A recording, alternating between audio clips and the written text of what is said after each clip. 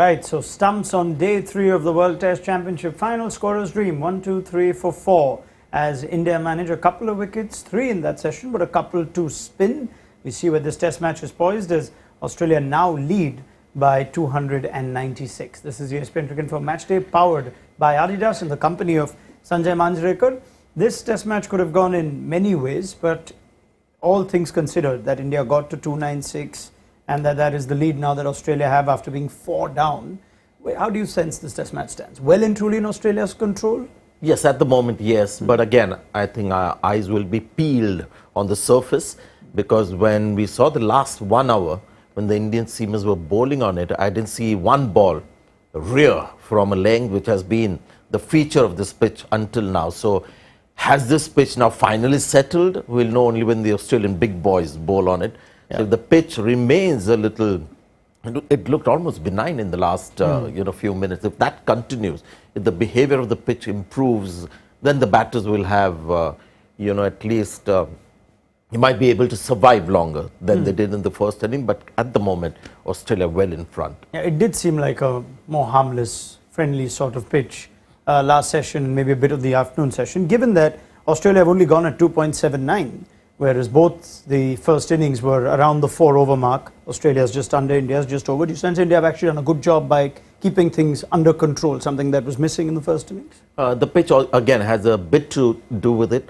It's become dry, it's become a little slow. Plus the fact that we had that brilliant run rate from Australia in the first inning was thanks to somebody like a Travis Head, played well. Steve Smith also was very proactive.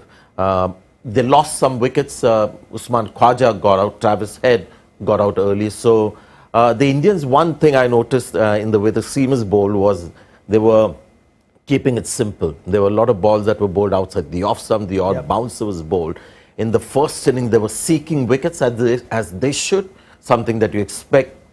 But in the second inning, having now being aware of the deficit, they were a little more conservative, and thanks to Jadeja, a couple of wickets, they're just in the game enough to feel motivated and not feel defeated at this stage. All right, let's go straight to Jadeja then. You did say that if India are to have some kind of interest in this game, Jadeja has to chip in with wickets, and that he did. Let's start with the Steve Smith wicket, because he did that at will, Sanjay, in the first innings. He stepped out and almost with authority showed Jadeja where he wants to hit him.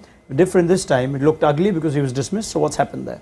Yeah, the first 2 lofted shots in the first inning that we saw in the coverage as well, the balls were identical.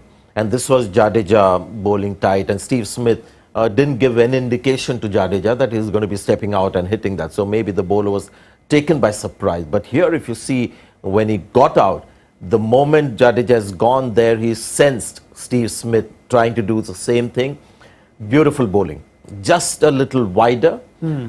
Slow, maybe marginally slow, but there was turn in the pitch. I'm not saying turn the kind Nathan Lyon got to get Jadeja out, but just enough sort of angle change which induced that mistake. Because Steve Smith, the kind of player that he backs himself to hit those shots. There's just that little angle change because of the wearing of the pitch, drier pitch, which wasn't the case in the first inning. That induced the false shot. All right, that was the first centurion from the first innings, or one of the centurions of the first innings. The other one was Travis Head.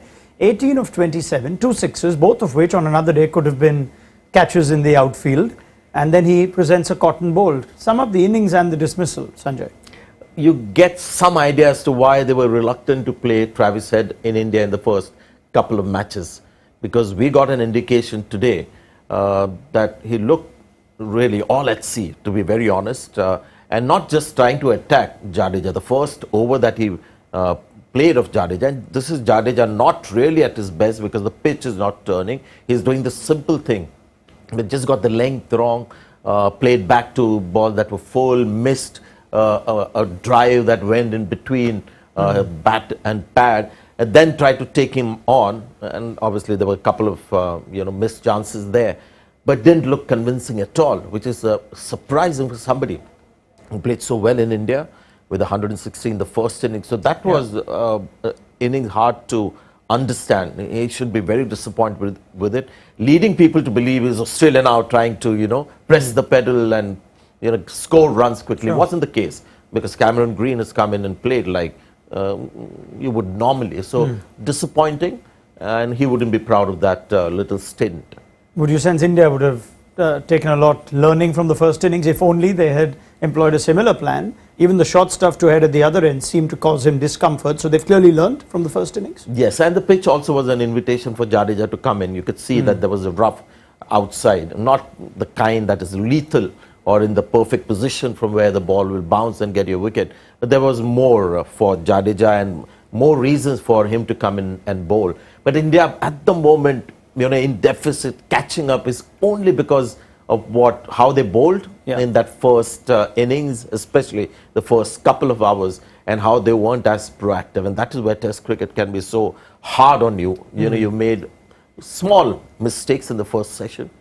And Australia hasn't allowed India to come back yet. So you're saying the bigger difference at Stumps on day 3, that deficit of 296, is more about how India bowled and not as much about their top 4 getting collectively 58 runs, I think, if I've got my quick math right? It's something that India are now used to almost. Whenever they play away from India, that is a scenario that we've got where there is a bit of a collapse, and then eventually India gets enough runs to compete and their bowlers sort of get them back in the game. But now for me, what is coming out is the amount of return that they're getting from the pitch. Shami obviously has bowled a lot in the first innings. Siraj came in, bowled with a lot of spirit. Umesh Yadav, got a wicket to a full ball. But overall, I see them getting less and less out of the surface. Now, in the second innings, if we see the big boys come in and get far more from the pace, then you know exactly where Australia have been better than India. 56 amongst the top 4 in the first innings for India. Before we wrap things up, Usman Khawaja has had a quiet test match. We thought he'd be one of the players to watch out for with how he finished the Border Gavaskar Trophy. The dismissal today, similar in some ways, got behind to the first one? Yeah, but I think surprised by the length, because that was very full, wide enough, and he was leaving a lot of balls. And this is a guy who can leave balls forever. But a guy who loves to be on the back foot and not very keen to get onto the front foot, that's a length that you've got to keep trying. But this was maybe him leaving so many balls and finally getting sucked into playing that one. But it's not a case where you feel, what happened to Usman Khawaja? It's just one of those things, because this guy knows how to get runs, knows how to bat time. So India is very lucky to have got that wicket. David Warner is somebody you think might be the easier wicket to get. With Usman Khawaja, that was a big bonus right at the start. All right. With 44 overs done, I was still waiting to see if India's selection would have given us reason to review our initial thoughts on day 1 and 2. What if going into the second inning, Umesh Yadav had a great game, or it moved about, and we almost see Jadeja coming more into the game. It makes us revisit the point. What if they had 2 spinners going, Ashwin? Maybe Nathan Lyon could play a big role in the 4th inning. So India still, you feel, got this wrong, didn't they? Yeah, that is where, one of the gospels of reading a pitch is you've got to look at the history of the pitch. Because what you see on top is you and me wearing a jacket and a shirt, but what's inside? Oh my. Something, So that's a different story. I mean, people don't change. Their clothing changes. So Oval has a history of supporting spin towards the end. I remember Muthiah Muralidharan getting 8 to 9 wickets and may have been a match-winning performance. So that's happened a lot. And despite the green cover, they should have gone in. I don't mind them, bowling first, being a little, worried about their batting to be exposed straight away in this big test match against a quality batting lineup with overhead conditions. But Ashwin and Jadeja would have been pretty handy. At what point are India still in this game? Let's say they have a collapse tomorrow and they can manage to get 6 quick wickets. Is it realistic that they can chase even between 350 and 400, or that'll also be beyond them? See, historically, you would say impossible, 350 to 400. And considering the kind of bowling options that Australia have, with Nathan Lyon as well. And hopefully, Pat Cummins will handle his bowlers differently. I didn't think he was spot on with the way he used his seam bowlers. But history of Test cricket in the last so many hundreds of years versus the recent past, the things that have happened, it's complete. You can't really take too much from that.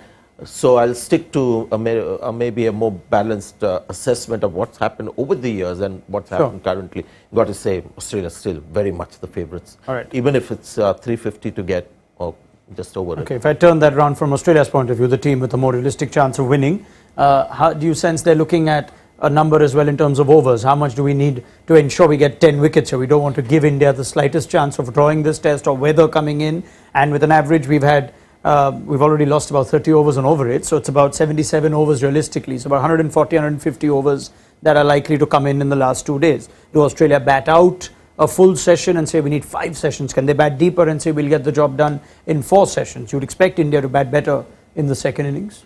The Australian teams of the past, with the great batters in it, and a great Australian team would have started scoring very quickly right now, or maybe 1 hour back.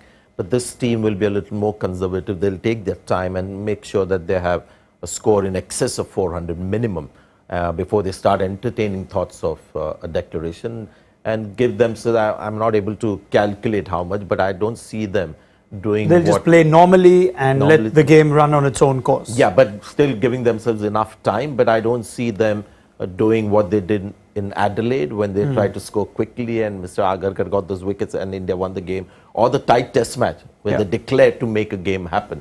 I don't think this team will do that. They'll be a little more understanding of their own, ability. For what it's worth, there is a little bit of forecast around, I think, tomorrow. So we'll have to see if that in any way affects things from both teams, from the surface point of view. But that's where we leave it. Australia is still well and truly in control of the World Test Championship Finals. A big thank you to Sanjay Manjrekar. But we will not leave before discussing Ajinkya Rahane as our Adidas impossible performance of the day.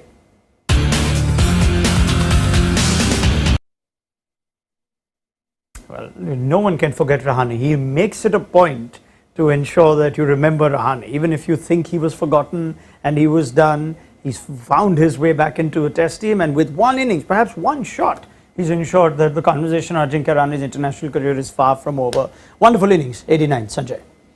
And, all of us, when he was selected and picked in this playing 11 and questions asked about how do you expect Ajinkya Rahane to play? And I was completely clueless. I didn't know what to expect, because we had memories of Ajinkya Rahane of the past and how he was left out. And then we saw his resurgence in the IPL, a good first-class season. But still, the jury was out. And what I saw was something, it's incredible. This game keeps teaching you things that even at this stage of somebody's career, like an Ajinkya Rahane, he's changed a lot of his basic, instinct. One is, that trigger movement, back, playing the ball late, and looking to only use the pace of the bowler. There wasn't one big flourish drive. If you remember the Ajinkya Rahane of the last 2-3 years when he was fighting to save his place in the team, there used to be a lot of big shots that he would attempt against the fast bowler. But this was a Rahane who played the ball late and showed calmness of mind. I don't know what's transpired in between the last India stint that he had and this one.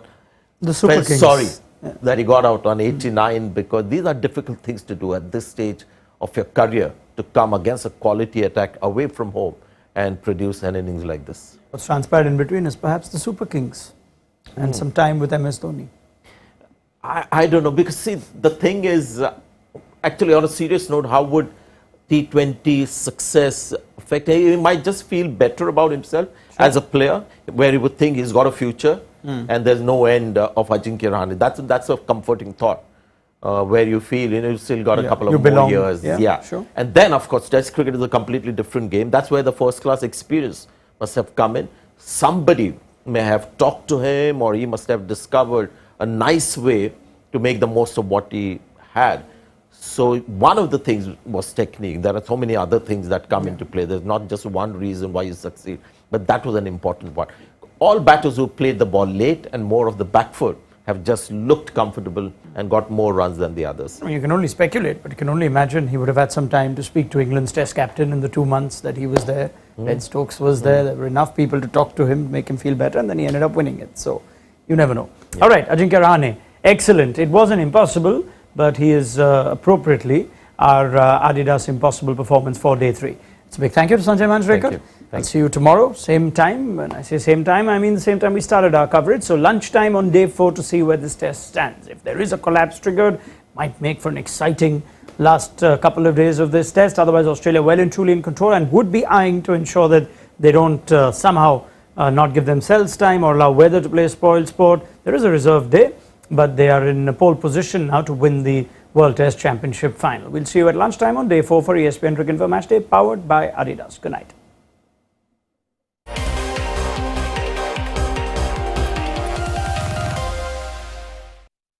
जिस पे नाम सिर्फ एक का हो लेकिन हो पूरे देश के नाम, उस चीज को how do I describe it इस जर्सी के लिए मेरे फीलिंग समझाना इम्पॉसिबल है पर इसे पहन के I feel just one thing, impossible is nothing